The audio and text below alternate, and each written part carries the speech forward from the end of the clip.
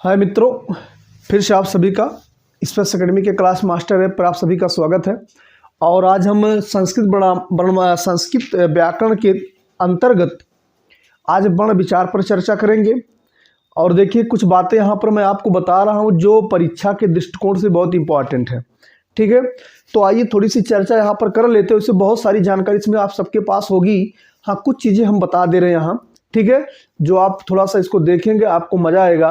तो सबसे पहले हम बात कर लेते हैं कि वर्णमाला या वर्ण विचार। ध्यान दीजिएगा, वर्णमाला क्या होता है? ये वर्णों का व्यवस्थित समूह होता है। ये अक्सर प्रश्न बनता है, ठीक है, जितनी भी अध्यापक भर्ती परीक्षा में ये प्रश्न बना हुआ है। हिंदी के भी जहाँ भी परीक्षाएं होती है उसमें ये प्रश्न बनता है, कई बार बना हुआ है कि वर्णमाला किसे कहते हैं। ठीक है ना? तो वर्णों का व्यवस्थित समूह, वर्णों का व्यवस्थित समूह वर्णमाला कहलाता है। इसको ध्यान दीजिएगा, ठीक। अब वर्णमाला यहाँ पर देखिएगा, सारे लोग ये बात जानते हैं कि इसको दो प्रकार में डिवाइड किया गया, एक स्वर होता है, एक व्यंजन होता है। ठीक है, तो स्वर क्या है? ये स्वयं राजन्ते इति स्वर है।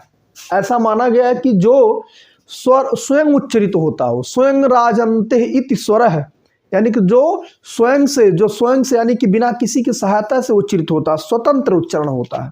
स्वरों का स्वतंत्र उच्चारण होता है। इसी को कहा गया संस्कृत में स्वयं राजन्ते इति स्वर है। ठीक है ना? जो स्वतंत्र उच्चरित होता है उसको हम स्वर कहते हैं। तो ये स्वतंत्र उच्चारण इसका होता है, इसको ध्यान दीजिएगा, स्वतंत्र उच्चरित। ठीक है, ऐसे जो अक्षर होते हैं, ऐसे जो वर्ण होते हैं जो स्वयं उच्चरित होते हैं उनको स्वर कहा जाता है। ठीक है, और वर्ण क्या है? वर्ण ध्यान दीजिएगा, ये व्याकरण की या ध्वनि सबसे छोटी इकाई इसको बोला जाता है। ठीक है ना? यानी कि छोटी से छोटी ध्वनि, छोटी से छोटी ध्वनि, बस इस पे ज्यादा चर्चा नहीं करेंगे हम, इसको ध्यान दीजिएगा। ये हो गई, ठीक है। अब स्वर में इसको देखिए, सामान्यतः तीन प्रकार में डिवाइड किया गया है। ह्रस्व स्वर, इसमें आ से लेकर के ली तक, यानी कि अ, ई, उ, री, री, ये इनको मूल स्वर भी कहा जाता है। तो ध्यान दीजिएगा, अक्सर करके पूछ लेता कि संस्कृत में मूल स्वर कितने हैं।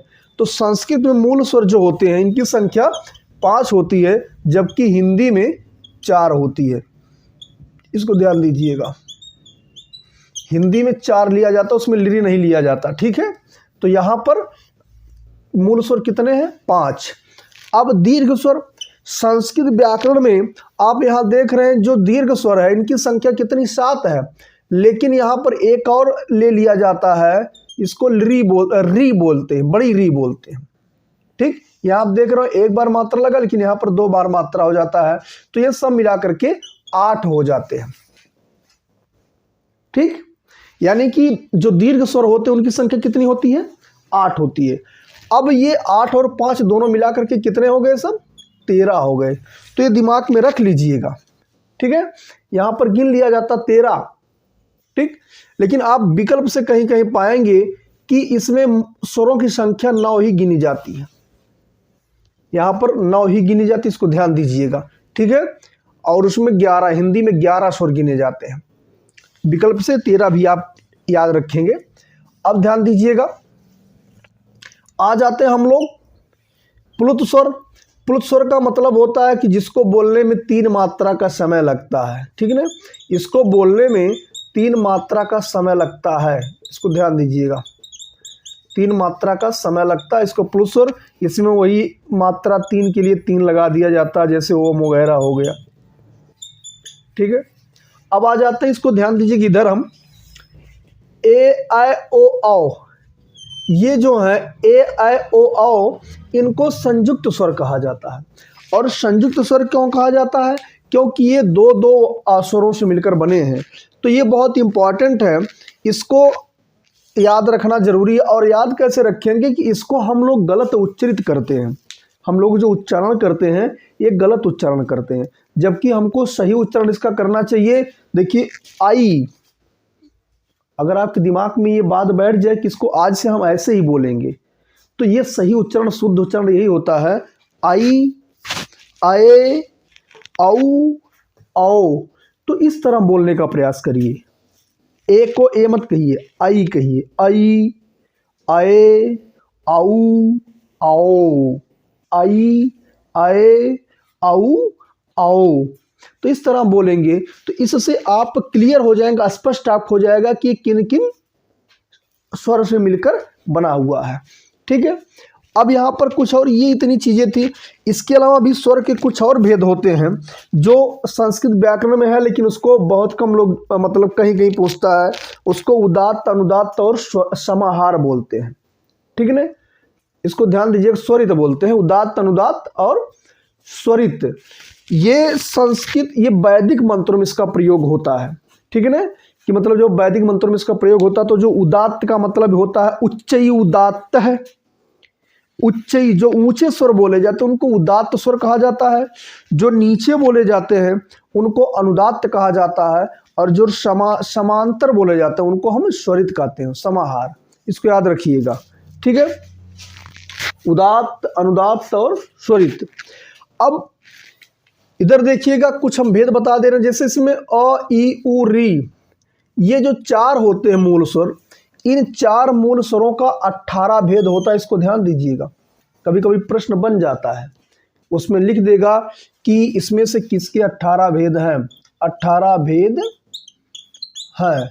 अब उसमें दे दिया ए, बी, सी, डी।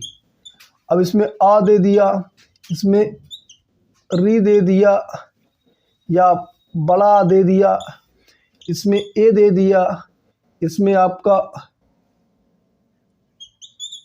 ओ दे दिया। तो इसमें अगर आपको पता रहेगा तभी आप आंसर लगा पाएंगे कि आ के 18 भेद होते हैं। ठीक है, 18 भेद कैसे होते हैं अभी मैंने बताया। इनका ह्रस्व, दीर्घ और प्लुत एक भेद होता है। इसके अलावा उदात्त, अनुदात्त, स्वरित भेद होता है। और अनुनासिक और अननुनासिक, इस तरह मिला करके इनके 18 भेद होते हैं सब। ठीक है, तो आपको बस केवल भेद जानना है और बहुत ज़्यादा ज़रूरत नहीं यहाँ पर है, क्योंकि वो भाई व्याकरण संस्कृत जो होता है वैदिक संस्कृत में ज़्यादा प्रयोग किया जाता है। इसके अलावा लृ देखिए, लृ ये जो पांचवा मूल स्वर है, लृ का ह्रस्व और प्लुत होता है, इसका दीर्घ नहीं होता है। लृ का दीर्घ नहीं होता, बहुत इंपॉर्टेंट चीज़ बता रहा हूँ, ध्यान दीजिएगा आप भी इसको। लृ का दीर्घ होता ही नहीं है, लृ का दीर्घ नहीं होता है। अ, ई, उ, री इनके दीर्घ होते हैं, लेकिन लृ का कोई दीर्घ नहीं होता है। इसलिए इसके ह्रस्व और प्लुत के साथ मिलाकर के इसके 12 भेद होते हैं। कितने? 12 भेद होते हैं। ये बहुत इंपॉर्टेंट चीज बता रहा हूं। ये विकल्प में कई बार प्रश्न पूछा गया है कि लृ का दीर्घ होता है या नहीं होता, तो दिमाग में रख लीजिएगा दीर्घ का लृ का दीर्घ नहीं होता, केवल ह्रस्व होता और प्लुत उसका प्रकार होता है। अगर लृ का प्रकार बांटा जाए तो वो ह्रस्व और प्लुत होता है, उसका दीर्घ नहीं होता है। ठीक, इसके बाद आते हैं ए। देखिए वही एक गलती हमने भी किया, तो यही उच्चारण हमको बदलना है, ये उच्चारण हमको बदल देना है, हमारे दिमाग में इसको फीड कर लेना है। आई, आए, आऊ, आओ,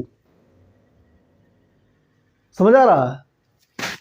आई, आए, आऊ, आओ, इनका ह्रस्व नहीं होता है, इसको ध्यान दीजिएगा, बहुत इंपॉर्टेंट बता रहा हूं मैं। इनका केवल दीर्घ होता है, इनका ह्रस्व नहीं होता। मतलब दीर्घ और प्लुत होता है लेकिन ह्रस्व नहीं होता है, इसलिए इनका भी 12 भेद होता है। ठीक है, ये कुछ स्वर के प्रकार थे जो मैंने आपको चर्चा कर दिया। हाँ, दिमाग में थोड़ा सा रख लीजिएगा कि स्वर को हम लोग अच भी बोलते हैं। क्या बोलते हैं? अच। और यहाँ व्यंजन है, व्यंजन को हल बोलते हैं, हल। ठीक, ये कहाँ से आया है इसकी चर्चा थोड़ा सा हम कर दे रहे हैं, लेकिन उससे पहले इसको स्क्रीनशॉट ले लीजिए, फिर इसको मैं थोड़ा सा साफ करूँ फिर आपको बताऊं। कुछ में वो भी मैंने बात किया, हमने स्वर के बारे में अध्ययन किया। अब व्यंजन को देख लेते हैं। ठीक है, यहाँ देखिए व्यंजन को सामान्य तरीके से ये 2 तरीके से बांटा गया है। ठीक है, एक तो इसके सामान्य वर्गीकरण किया गया, एक प्रश्न के आधार पर इसका वर्गीकरण किया गया है। तो अभी हम ये सामान्य वर्गीकरण थोड़ा सा पढ़ लेते हैं, ठीक है। इसमें यहाँ से भी प्रश्न बनते हैं आपका। तो सामान्य वर्गीकरण में देखिए इसको 4 प्रकार में डिवाइड कर दिया गया, जैसे स्पर्श व्यंजन, अंतस्थ व्यंजन, ऊष्म व्यंजन और संयुक्त व्यंजन। ये 4 प्रकार में डिवाइड कर दिया गया। तो यहाँ हम देख लेते हैं स्पर्श का मतलब क्या होता है। यहाँ सूत्र एक दिया गया, आप देख सकते हैं, ठीक है। सूत्र दिया गया कादयो मा अवसानः अवसानानाम स्पर्शः, अवसाना नाम कादयो मा अवसानानाम स्पर्शः, यानी इसी का आद से लेकर के माँ तक, ठीक है ना, का वर्ग से लेकर के माँ तक, माँ के अवसान तक, का आदयो मतलब यहाँ कह रहे हैं आदयो का मतलब का के प्रारंभ से लेकर के माँ के अवसान तक, माँ के अंत तक, का के प्रारंभ से माँ के अंत तक, यानी कि का वर्ग से लेकर के पा वर्ग तक, ये 25 जो होते हैं ये स्पर्श के अंतर्गत आते हैं। तो आप यहाँ रख सकते हैं कादयो मा अवसानानाम स्पर्श है, का से लेकर के माँ वर्ग तक स्पर्श होता है। इसको ध्यान दीजिएगा कि संस्कृत में कभी कभी एक शब्द पूछ लेता है कि उदित किसको बोला जाता है, उदित। तो उदित शब्द जो होता है इन्हीं का से लेकर के पा वर्ग तक बोला जाता है। तो इनको जैसे इसको हम लिखते हैं कु, चू, टू, तू, पू, तो इसको बोला जाता है कुचुटुतुपो को उदित बोला जाता है। क्या बोला जाता है? उदित। तो इन सब को क्या हम बोल सकते हैं? उदित बोल सकते हैं। तो याद रखिएगा कुचुटुतुपु का मतलब होता है का वर्ग, चा वर्ग, टा वर्ग, ता वर्ग, पा वर्ग। तो ये स्पष्ट हो गया होगा। उदित क्या है? कुचुटुतुपु, कुचुटुतुपु यानी कि का वर्ग, चा वर्ग, टा वर्ग, ता वर्ग और पा वर्ग। अब बात आ जाती है अंतस्थ। तो एक सूत्र देखिए दिया है यणो अंतस्थः, यणो अंतस्थः, ठीक है ना। कादयो मा अवसानानाम स्पर्श है, यणो अंतस्थ, अंतस्थ यानी कि यण जो होते हैं इसमें य व र ल आता है। ये 4 जो अक्षर होते हैं इनको यण बोला जाता है। जैसा कि मैंने प्रत्याहार में आपको बताया था, ये प्रत्याहार से ही यण बनाए गए हैं। तो जो य व र ल ये अंतस्थ होते हैं, इनमें य और व को अर्धस्वर भी बोला जाता है, जैसा कि आप जानते हैं। अर्धस्वर, य और व को अर्धस्वर बोला जाता है। इसके बाद शलह उष्माणः, शलह उष्माणः यानी कि सल जो होते हैं ये उष्म होते हैं। सल माने सल प्रत्याहार के अंतर्गत कौन कौन वर्ण आते हैं? ये 4 वर्ण आते हैं, श, श और स, ह, श, ठीक है। श, स, श, स और स, ह। तो श, श, स, ह ये होते हैं ऊष्म। तो आप याद कर सकते हैं सलह उष्माणः, सलह उष्माणः। यहाँ से सारे पॉइंट से प्रश्न बनते हैं, तो इसको दिमाग में रखिएगा। इसके बाद आ जाते हैं संयुक्त व्यंजन। संयुक्त व्यंजन में छ, त्र, ग, श्र। तो छ बना हुआ है क प्लस मूर्धन्य सा से। इसको हम या लिख सकते हैं क श अ, इसी प्रकार इसको भी लिख सकते हैं आप, ठीक है। तो ये दोनों विकल्प आ जाते हैं, इसलिए मैंने बता दिया कि मतलब इसको भी अलग कर दिया जाता है, इसमें से स्वर और व्यंजन को अलग अलग लिख दिया जाता है। तो ये दोनों विकल्प से आ जाते हैं कि इनका ये मतलब किन शब्दों से मिलकर बना है। तो दिमाग में रख लीजिए, इसको बना लीजिएगा, आप स्क्रीनशॉट ले लीजिए और लिखते जाइएगा, ठीक। मतलब इसको भी लिख सकते हैं हम ज, य, अ, इसको श, र, अ, ओके, ये हो गया। इसके अलावा ये भी कुछ देख लीजिए। अनुस्वार क्या होता है? ये नासिका से उच्चरित ध्वनियों को अनुस्वार कहा जाता है। जो नासिका से उच्चरित ध्वनियां होती हैं इनको अनुस्वार कहा जाता है। तो इसमें आते हैं क्या? रंक, कंचन, मतलब जो भी अंक के मात्रा वाले होते हैं इनको नासिका अनुसार कहा जाता है। इसके बाद अनुनासिक देखिए, मुख नासिका वचनों अनुनासिक है, यानी कि ऐसे अक्षर, ऐसे ध्वनि जो मुख और नासिका दोनों से उच्चारित होते हैं, जिनका उच्चारण मुख और नासिका दोनों से होता है, इसको हम क्या बोलते हैं? अनुनासिक बोलते हैं। ठीक है। और जैसे आंगन हो गया, चांद हो गया, ठीक है ना, ये सब क्या है? अनुनासिक है। अब विसर्ग, जिसके उच्चारण से ह की ध्वनि निकलती हो, उसको हम क्या बोलते हैं? विसर्ग। तो यहां पर विसर्ग जैसे देखिए एग्जाम्पल में अतः, प्रातः। अब 2-3 बात और पॉइंट यहां देख लीजिए कि आप हिंदी में पढ़ते हैं कि अनुस्वार और विसर्ग, इनको अयोगवाह कहा जाता है, अयोगवाह कहा जाता है। ठीक है। तो ये हिंदी में अयोगवाह की संख्या 2 होती है, और जबकि संस्कृत में अयोगवाह की संख्या 4 होती है। इस बात को याद रखिएगा, संस्कृत में अयोगवाह की संख्या 4 हो जाती है। इसमें 2 आ जाता है आपका, एक होता जिह्वामूली, एक हो जाता उपपदमानी। तो एक होता है जिह्वामूली, जिह्वामूली, और एक हो जाता है उपपदमानी, उपपदमानी। ठीक है, उपपदमानी। अब इसमें ये चिन्ह के द्वारा ऐसे इसको लिखा जाता है, और इसमें कुछ है नहीं, इसको ध्यान दीजिएगा। ऐसे इसको लिख दिया, इसे पाप को लिख दिया जाता है, प, इसके बाद फ। ठीक, बाकी ये तो जान ही रहे अनुस्वार और विसर्ग। तो हिंदी में अयोगवाह कितने होते हैं? 2। ये प्रश्न पूछा गया था टेट में, तभी मैं बता रहा हूं कि संस्कृत में पूछा गया था, 2018 वाले में संस्कृत में पूछ लिया गया था कि अयोगवाह, संस्कृत भाषा में, संस्कृत व्याकरण में अयोगवाह की संख्या कितनी होती है? तो इसको याद रखिएगा, संस्कृत भाषा में अयोगवाह की संख्या 4 होती है, जबकि हिंदी में केवल 2 अयोगवाह लिए जाते हैं। कौन कौन? अनुस्वार और विसर्ग। तो ये विषय सामान्य वर्गीकरण आपका था। इसके अलावा हम प्रश्न के आधार पर भी इसको थोड़ा सा पढ़ लेते हैं। ठीक है, तो इसको देखिएगा, प्रश्न के आधार पर मैं आपको इसको डिवाइड कर दे रहा हूं। ठीक, थोड़ा सा मुझे समय लगेगा इसको मिटाने में। एक बार इसको स्क्रीनशॉट इसका ले लीजिए, सारे इंपॉर्टेंट है, एक बार ध्यान से देख लीजिए।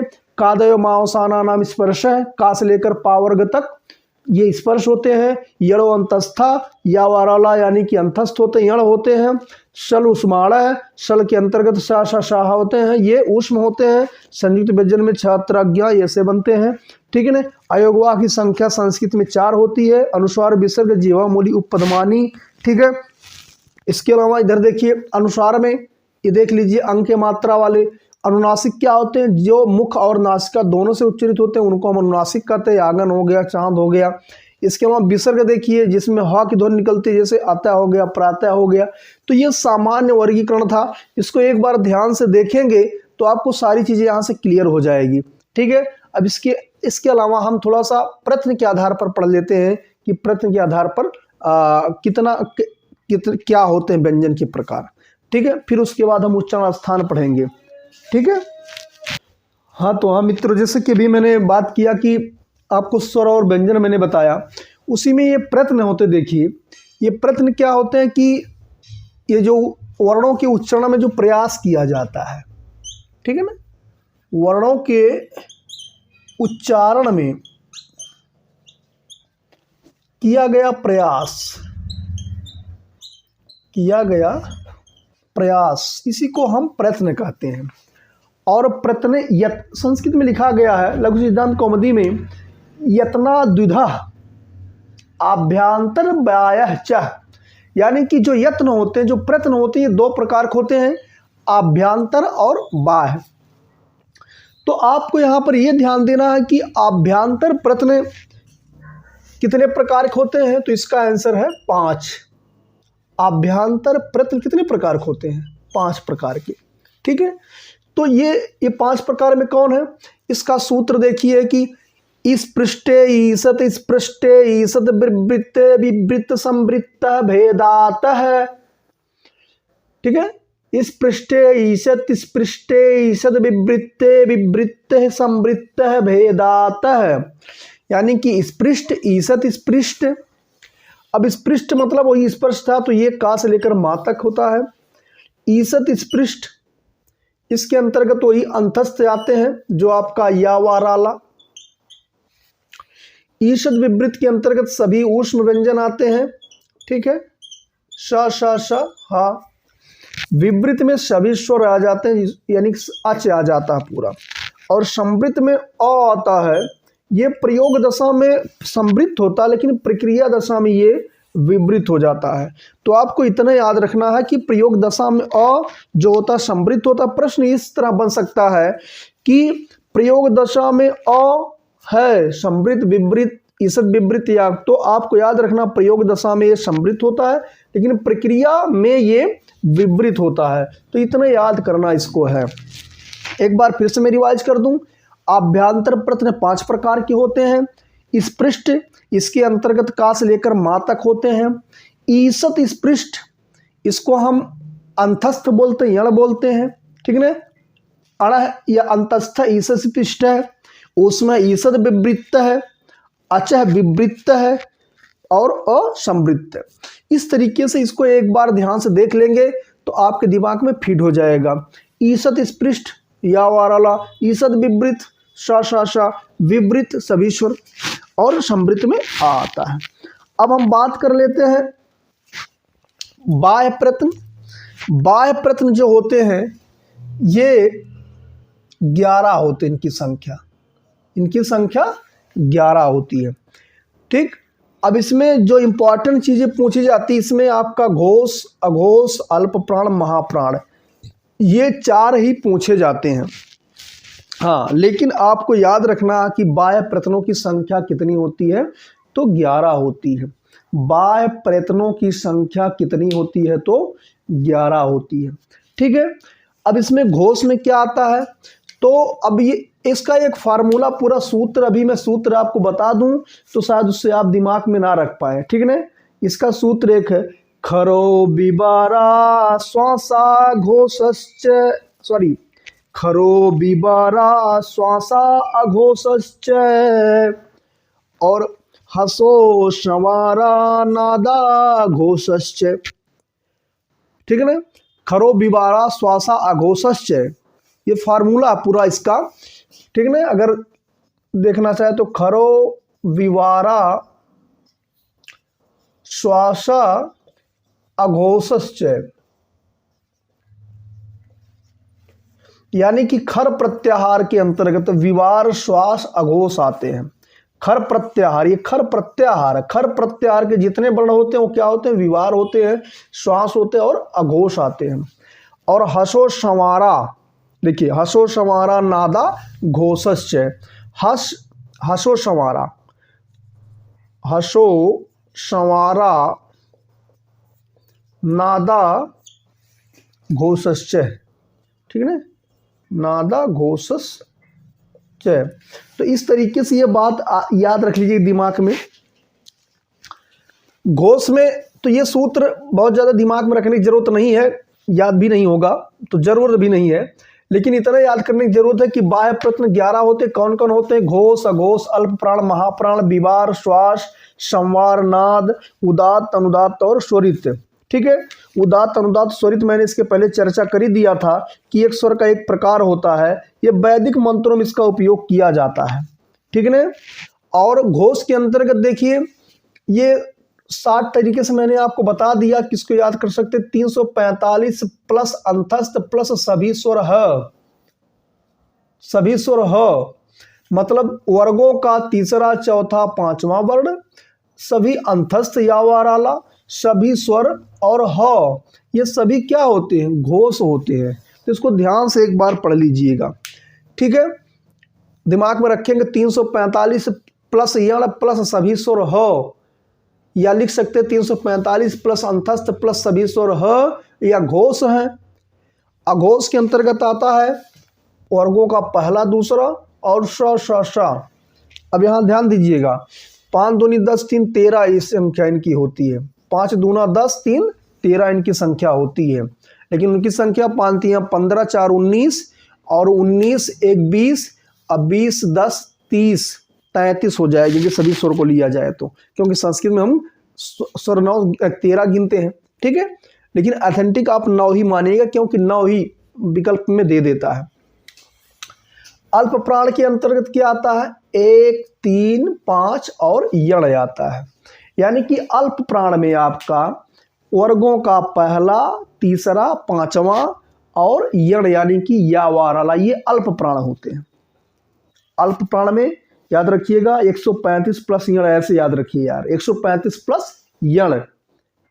ठीक, महाप्राण में 24 प्लस सल, 24 प्लस सल, 24 प्लस सल यानी कि 2 प्लस 4 प्लस सल। ठीक है, बस इतना याद रखना, बाकी इसको छोड़िए। जहाँ चीज़ें हैं हम खरत प्रत्याहार खोजेंगे, देखेंगे, ये यहाँ की चीज़ नहीं है। तो इतना आपको याद रखना है कि बाह्य प्रतिनिधि संख्या 11 होती है। ठीक है ना, ये 11 के नाम मैंने लिख दिए हैं। इसके बाद घोष में कौन कौन बन जाते हैं? 345 प्लस अंतस्थ प्लस सभी स्वर और ह, ये घोष होते हैं। 12 प्लस स अघोष होते हैं। अल्प प्राण के अंतर्गत 135 प्लस यण आते हैं। महाप्राण के अंतर्गत 24 प्लस सल आते हैं। तो इतना आपको याद करने की जरूरत है। ठीक है, ये थे प्रयत्न और उनके प्रकार। तो इस तरीके से आपका लगभग मैंने वर्ण विचार पे सारी चर्चाएं कर दिया है। हाँ, थोड़ी सी चीजें बची हुई है उच्चारण स्थान की। तो उच्चारण स्थान, इसके बाद हम उच्चारण स्थान का अध्ययन करेंगे, इसको पढ़ेंगे। इसको एक बार स्क्रीनशॉट आप ले लीजिए। उच्चारण स्थान में थोड़ा सा चर्चा कर दूं। इसके उच्चारण स्थान के सारे फार्मूले हैं। ठीक है, उस फार्मूले को मैं एक बार लिख दे रहा हूं, वहां से आप इसको समझ सकते हैं कि कैसे इसको हम याद कर सकते हैं। केवल उच्चारण स्थान के पूरे फार्मूले मैं लिख दे रहा हूं। ठीक है, टोटल फार्मूले आपके याद हो जाएंगे। अगर फार्मूले याद हो गए तो आप आसानी से चीज़ों को अध्ययन कर सकते हैं। इसको देखिएगा, इसका जो फार्मूला है, ठीक है, हाँ, उच्चारण स्थान, वर्णों का उच्चारण स्थान देख लीजिएगा। वर्णों का उच्चारण स्थान, ठीक है ना। तो इसमें पहला वाला देखिए, फार्मूला इसका है अकुह विसर्जनीय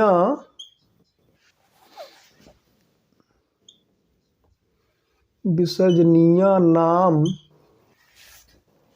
कंठ। ठीक है, अकुह विसर्जनीय नाम कंठ है। तो इसमें अगर हम इसका वर्णन करें तो इसमें आ जाता आपका आ, इसके अलावा का वर्ग, हा और विसर्ग। तो इतने का जो उच्चारण स्थान होता है क्या होता है? कंठ होता है। ठीक है, थोड़ा सा वीडियो लंबी हो सकती है, ध्यान दीजिएगा इसको। अकुह विसर्जनीय नाम कंठ है, मैं लिख दे रहा हूं पूरा। इसके बाद दिया इचु यसा नाम, इचु यसा नाम तालु। ठीक है, इसके बाद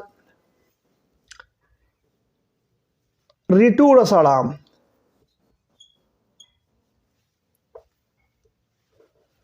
ऋतु रसाणाम, ऋतु रसाणाम। ठीक है ना, ऋतु रसाणाम हो जाएगा आपका मूर्धा। फिर लृ तुलसा नाम, तुलसा नाम, सॉरी यार, तुलसा नाम दंत। ठीक है ना। इसके बाद उपु पद्मानिया नाम, उपु पद्मानिया नाम, उपु पद्मानिया नाम, ये होता है ओष्ठ, ओष्ठ, ठीक ना। ए दतो कंठ तालु, ए दैतो, ए दैतो कंठ तालु। फिर आ जाता है ओ दौतो, ओ दौतो, ओ दौतो कंठ ओष्ठ, ठीक है। एक और लिख लीजिएगा, इस ये आ जाता है आपका, लिख दे रहे हैं, इधर लिख दे रहे हैं हम,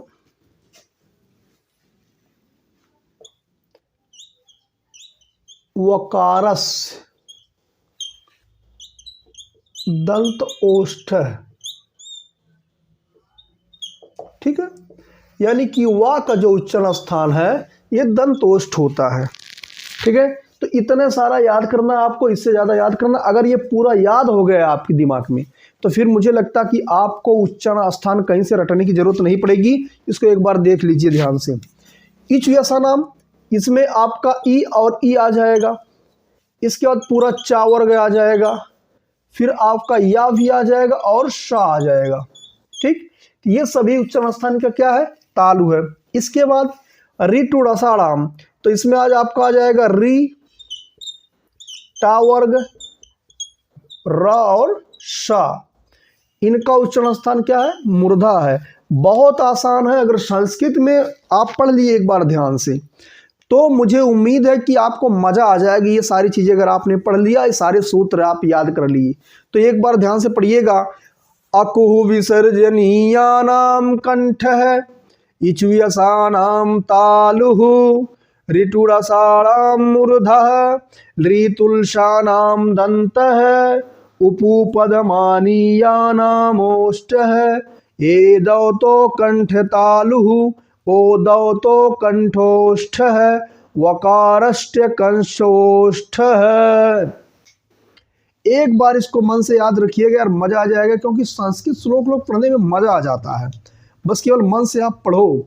तो दिमाग में रख लीजिए, अको विसर्जनीया नाम कंठ, इच्यसा नाम तालुः, ऋटुरसा नाम मूर्धः, ऋतुलसा नाम दन्तः, उपपद्मानीया नाम ओष्ठः, एदौतो कंठ तालुः, ओदौतो कंठोष्ठः, वकारस्य दंतोष्ठः, ठीक है। इसको देख लीजिए, इसमें क्या कहा जाता है, जैसे लिरी है, लिरी आ गया आपका। इसके अलावा पूरा तावर्ग आ जाएगा, फिर ला भी आ जाता और शा भी आ जाता। ये दंत, इनको दंती सा भी बोला जाता है, इसको ध्यान दीजिएगा, ठीक है ना। सॉरी यार, ये यहाँ रहेगा ये सा, हाँ रासाड़ाम, ये सा रहेगा मूर्धन्य सा, ठीक है। तो ये मूर्धन्य सा हो गया आपका, ये दंती सा हो गया, ये तो तालव्य सा होता ही है। उपु पद्मानीय नाम, इसमें उ और उ आ जाएगा आपका, फिर पा वर्ग पूरा आ जाएगा, उप पद्मानीय हो जाएगा। ये सारे ओष्ठ से उच्चरित होते हैं, ठीक है ना। पूरा पा वर्ग इसमें आ जाएगा, पूरा पा वर्ग आ जाएगा और उप पद्मानीय। ए दैतो में ए और अय होता है, इसीलिए इसको इस तरह बोला गया है। इसमें ओ और अ होता है, ठीक है ना। इस तरह हो गया, और यहाँ वकार ही है। तो मैंने आपको इस वीडियो में उच्चारण स्थान भी बता दिया, तो यहाँ से कुछ बचा नहीं। अब इसको ध्यान दीजिएगा, आपके बड़ा विचार में कुछ बचा नहीं है। वीडियो थोड़ी सी लंबी हुई है, लेकिन इस वीडियो को एक बार दो बार आप देखेंगे तो यहाँ से कम से कम आपके 5 से 7 प्रश्न जरूर तैयार हो जाएंगे। केवल वर्ण विचार से ही 5 से 7 प्रश्न तैयार हो जाएंगे, ठीक है। तो इसको एक बार नहीं कई बार जरूर आप पढ़िए, जरूर देखिए, ज़्यादा से ज़्यादा लोगों तक इसको पहुँचाइए, आपको बेहतर रिजल्ट देगा, ठीक है। स्क्रीनशॉट इसका ले लीजिए, उसका तो हो ही गया है। ओके।